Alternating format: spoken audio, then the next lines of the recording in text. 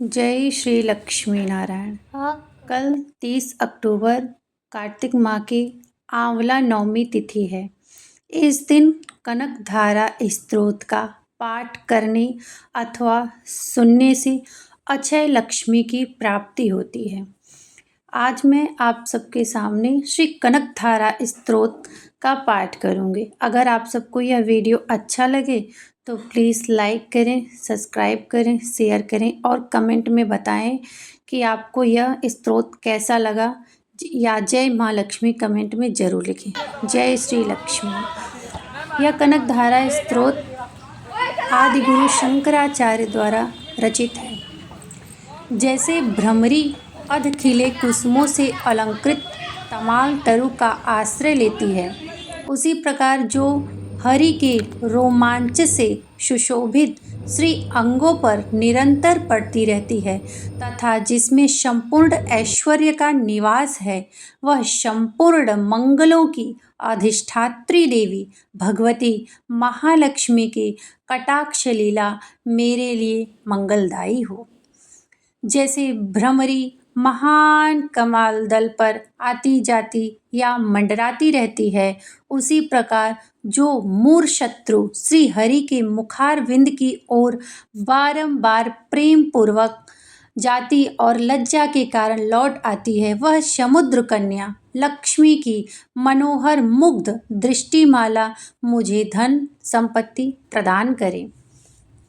जो संपूर्ण देवताओं के अधिपति इंद्र के पद का वैभव विलास देने में समर्थ हैं, मुरारी श्री हरि को भी अधिकाधिक आनंद प्रदान करने वाली हैं तथा जो नील कमल के भीतरी भाग के समान मनोहर जान पड़ती हैं, वह लक्ष्मी जी के अध खुले नयनों की दृष्टि क्षण भर के लिए मुझ पर भी थोड़ी सी अवश्य पड़े।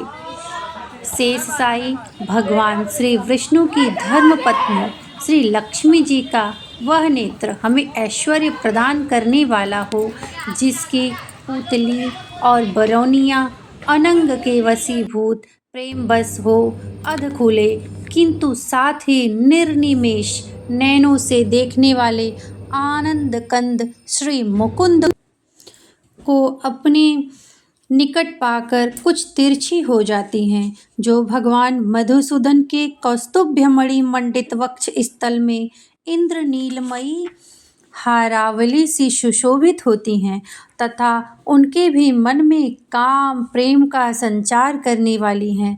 वह कमल कुंजवासिनी कमला की कटाक्षमाला मेरा कल्याण करें।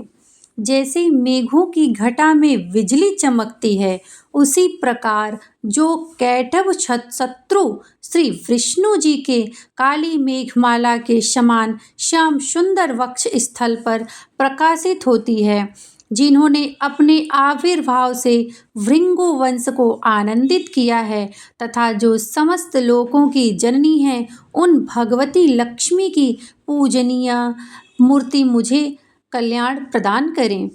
समुद्र कन्या कमला की वह मंद अलस मंथर और अर्धोन्मीलित दृष्टि, जिसके प्रभाव से कामदेव ने मंगलमय भगवान मधुसूदन के हृदय में प्रथम बार स्थान प्राप्त किया था, यहाँ मुझ पर पड़े।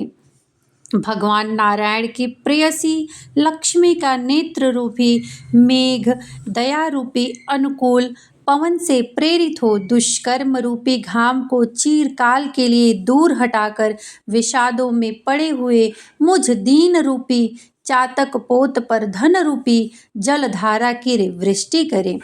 विशिष्ट बुद्धि वाले मनुष्य जिनकी प्रीति मात्र होकर उनकी दया दृष्टि के प्रभाव से स्वर्ग पद को सहज ही प्राप्त कर लेते हैं, उन्हीं पद्मा की वह विकसित कमल गर्भ के समान कांतिमती दृष्टि मुझे मनोवांछित पुष्टि प्रदान करे। जो सृष्टि लीला के समय वाग देवता अर्थात ब्रह्म शक्ति के रूप में स्थित होती हैं पालन लीला करते समय भगवान गरुड़ ध्वज की सुंदर पत्नी लक्ष्मी या वैष्णवी की शक्ति के रूप में विराजमान होती हैं तथा प्रलय लीला के काल में शाकंभरी भगवती दुर्गा अथवा चंद्रशेखर वल्लभा पार्वती रुद्र शक्ति के रूप में अवस्थित होती हैं। उन त्रिभुवन के एकमात्र गुरु भगवान नारायण की नित्य यौवना प्रियसई श्री लक्ष्मी को मैं नमस्कार करती हूँ। माता, शुभ कर्मों का फल देने वाली श्रुति के रूप में आपको प्रणाम है। रमणीय गुणों की सिंधु रूप रति के रूप में आपको नमस्कार है। कमलवन में निवास करने वाली शक्ति स्वरूपा लक्ष्मी को नमस्कार है तथा पुरुषोत्तम प्रिया पुष्टि को नमस्कार है। कमलवदना कमला को नमस्कार है। क्षीर सिंधु शंभुता श्री लक्ष्मी देवी को नमस्कार है। चंद्रमा और सुधा की शगी बहन को नमस्कार है। भगवान नारायण की वल्लभा को नमस्कार है। कमल सदृश नेत्रों वाली माननीय माँ, आपके चरणों में की हुई वंदना संपत्ति प्रदान करने वाली है। संपूर्ण इंद्रियों को आनंद देने वाली, साम्राज्य देने में समर्थ और सारे पापों को हर लेने के लिए सर्वथा उद्यत हैं। वह सदा मुझे ही अवलंबन करें, मुझे ही आपकी चरण वंदना का शुभ अवसर सदा प्राप्त होता रहे। जय माँ लक्ष्मी। जिनके कृपा कटाक्ष के लिए की हुई उपासना उपासक के लिए संपूर्ण मनोरथों और संपत्तियों का विस्तार करती है। श्री हरि की हृदयेश्वरी उन्हीं आप लक्ष्मी देवी को मैं मन, वाणी और शरीर से भजन करता हूँ। भगवती हरि प्रिय, तुम कमल वन में निवास करने वाली हो। तुम्हारे हाथ में लीला कमल सुशोभित है। तुम अत्यंत उज्ज्वल वस्त्र, गंध और माला आदि से सुशोभा पा रही हो। तुम्हारी झांकी बड़ी ही मनोहर म है। त्रिभुवन का ऐश्वर्य प्रदान करने वाली देवी, मुझ पर प्रसन्न हो जाओ।